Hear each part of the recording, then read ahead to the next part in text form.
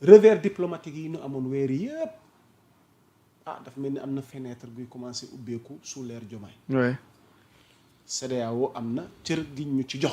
oui. à travers Diomaye. diggante 2026 2030. président su commission bi. lan la loolu di symboliser ci diplomatie sénégalaise dans la sous-région.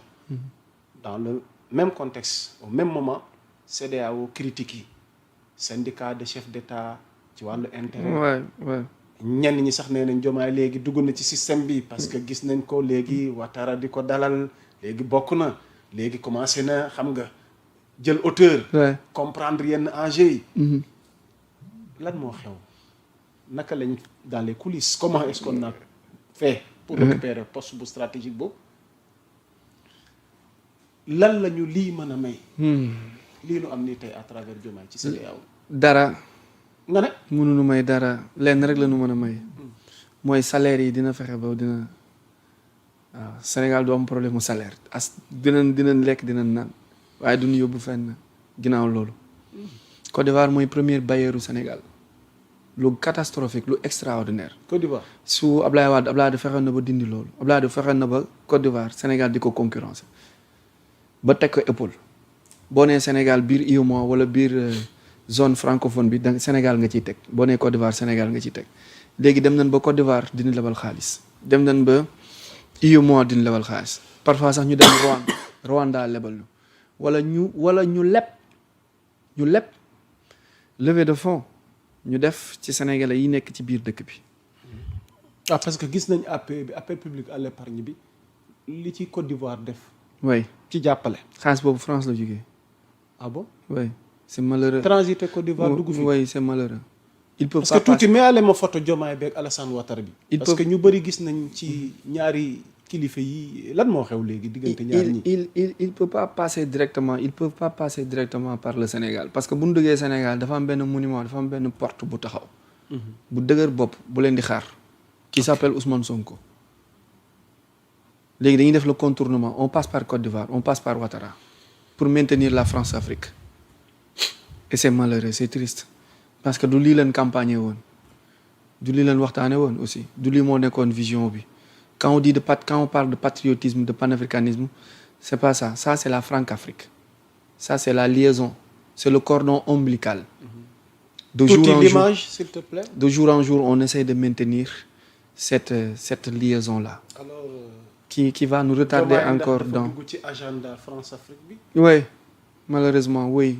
est-ce que lii da koy symboliser. oui ak CEDEAO bi aussi ak réunion Davos sommet Davos bi ak quand il parlait de vaccin à Paris sommet Davos bi 2 fois 3 fois les rencontres yi am ak Macron tout ça boo ko dajalee mënoon na bañ a nangu mais boo dajalee fee yooyu ba yegg si fii ak président su commission wu CEDEAO bi ça prouve nettement que la rupture n'est pas encore effective et on est encore là pour 5 ans pour voir ce que ça donne. non Arona attends c'est-à-dire nouveau régime gi. dafa am lu ñu campagne ak lu ñu politiquer surtout ci wàllu souveraineté surtout ci wàllu patriotisme alors CEDEAO doonul woon sax ñoom lu bokk ci seen programme parce que ñun ñi ñëpp xamoon nañ seeni position vis-à-vis de la CEDEAO.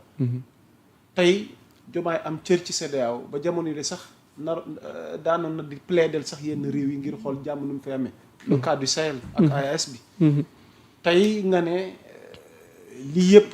il n'y peut rien mascarade la quoi. il n'y peut rien. la CEDEAO finalement. Diomaye a-t-elle sa raison d'être. Diomaye ci boppam n'y peut rien absolument rien du tout. parce que il sera comptable du bilan de 2029. et il veut pas hériter wala il veut pas diriger un pays bu nga xamante ni day am instabilité économique déjà am na mi ngi commencé am benn instabilité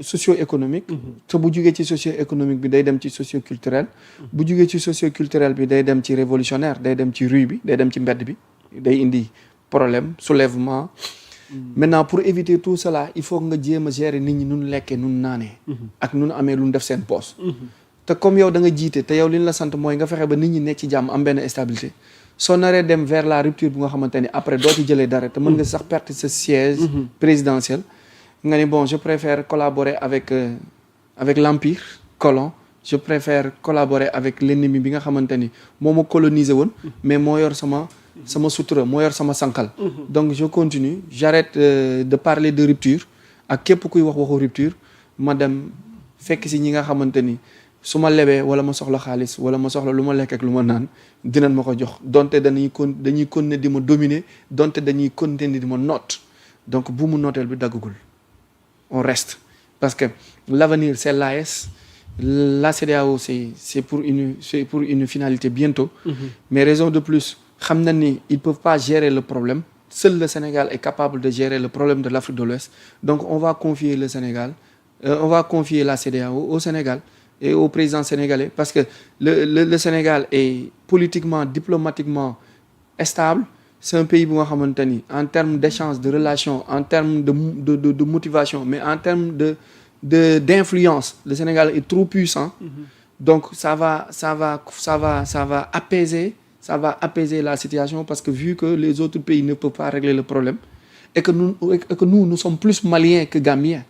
Gambie c'est pas un état à part Gambie c'est Sénégal mais le peuple qui ressemble plus aux Sénégalais c'est le Mali c'est le Malien nous sommes plus maliens que gambiens donc su Maliens yi jëlee seen yoon am ci beneen tendance normalement Sénégal moo waroon doon son premier allié wu AES Sénégal la war a doon soo xoolee carte AES tu sens que Sénégal mooy la tête c'est une ligne le Sénégal n'a rien à voir avec le Nigeria ak Côte d'Ivoire mais plutôt avec le Mali mais est-ce que sevrage bi est-ce que rupture bi dina nekk lu nga xamante ni ça va arranger le système économique sénégalais laa bëgg wax est-ce que tey dugg AES ak le terrorisme ak lekk geeg naan gi ak fayeeku beeg xaalis beeg CFA bi nga dugg AES dund benn 4 ans de calvaire d'ici 2029 ngay demaat ci benn élection ba pare Diomaye nekk le président entre guillemets qui a plus déchu le Sénégal il préfère pour rendre un copie propre il préfère jouer la carte blanche mooy voir les Ouattara yi nga xamante ni ñoom la doon clash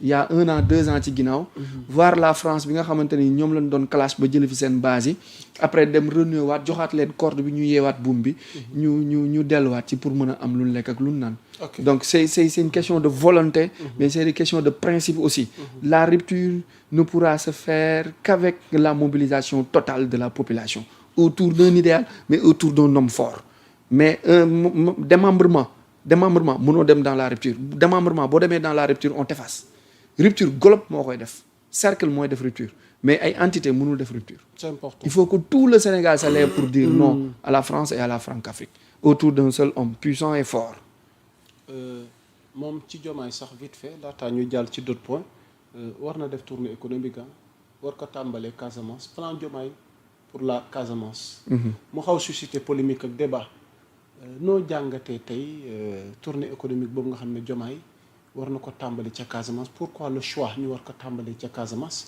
lan moo ci ay retombées lan lañ ci jublu waaye de l'autre côté ay critiques tàmbali naa am par rapport ak agenda googu noonu ñu des ci Diomaye ba tey nga jàngatal ñu situation googu. xam na Diomaye xam na ni bu demee Casamance dañ koy yuuxoo xam na ko ñoom ñëpp xam nañ ko xam na ni bu demee Casamance bu ñu génnee ci mbedd yi dañ leen di yuuxoo dañ leen di takkal morceau bu xonq Casamance fiefu Sonko la pourquoi mu dem fa. la tournée économique. lu tax njëkkeewul Ziguinchor lu tax njëkkeewul Saint-Louis Kolda Kaolack Thiès pourquoi mu commencé Ziguinchor. État gouvernement avec tous les moyens le renseignement qu'ils ont avec tout ce qu'ils ont comme élément de réponse xam na ni dañuy dem ci zone à risque ba pare ñu njëkkee fa c'est que parce que kon kay problème bi du dem pour visite kese ngay dem ñu yuuxoo la non du dem du loolu kese du dem pour ñu yuuxoo ko man je vois que il part malgré les injures yi mu fay fekk il part pour un calendrier pour un programme défini loolu nag moom rek moo ko xam su ma njorte ça peut être le renseignement ça peut être la diplomatie ça peut être aussi la stratégie politique économique mais diplomatique mais aussi le renseignement parce que boo demee ci zone renseignement par rapport à quoi oui parce que renseignement ku ne xam na ni zone zone de tension la donc il part pour un but bu nga xamante ni c'est un pouvoir régalien mais pour un but précis bu nga xamante ni moom mooy rendre boppam compte wala bokk lim fa soxla moom moo ko mën a defal boppam soxlawul intermédiaire moo tax ma ni c'est un renseignement. waaw loolu tax jar na yuuxu.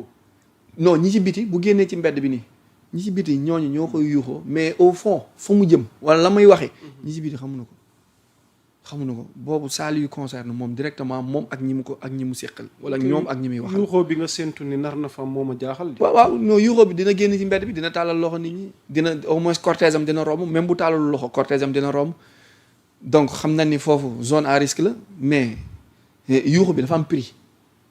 waaw le prix boobu mooy wax mooy le renseignement et c'est très stratégique aussi attendons de voir après visite bi. kon Casamance gi ay enjeu kese la. ay enjeu la dem bi mu dem Casamance du ay caaxaan de c'est très stratégique il est très bien entouré et conseillé aussi sur un plan défini avec un cahier de charge bu mu pointu bu nga xamante ni moom la fay defi moom lay wuti ji. ok du ay faux.